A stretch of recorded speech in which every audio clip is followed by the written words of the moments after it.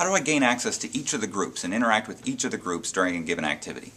Well, there are many different educational contexts that we're talking about here, and I myself have taught the same sort of topic matter in a 40-person class and a 200-person class, and these are greatly different, and the answers really depend on those contexts. So you can apply these answers to whatever context you may be teaching in. In a 40-person classroom, it's entirely viable to get around to the 10 groups that have been formed through that group formation process. It's easy for me to maneuver my way through a classroom, but even if it isn't, it's relatively simple to go and spend a little bit of time with each, even shout over someone to get to an additional group if they happen to be isolated in the middle of the room. But in that context, I can get people to move around so that I can easily physically access them. Now in the 200-person environment, much more difficult. I can't spend as much time with each group, or if I do spend as much time, I can't get to as many groups. One of the positive advantages that can occur in a 200-person classroom, though, is that I'll often have a teaching assistant available.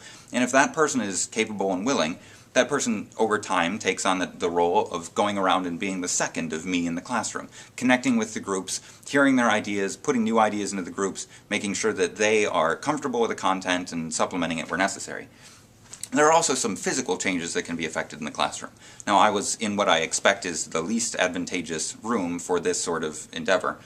The typical auditorium with just a walkway on either side. There was no break in it.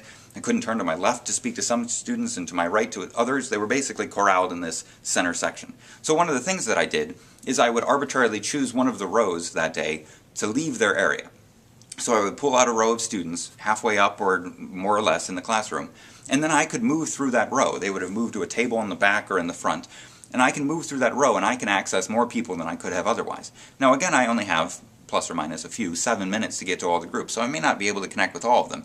But over time, I took on the skill of seeing which groups seemed more on task and which seemed less on task or more confused or more in need of my intervention, and I would be able to target out those groups and go and speak with them individually. And this is the way that I can speak to more or less all the groups during the course of a single activity.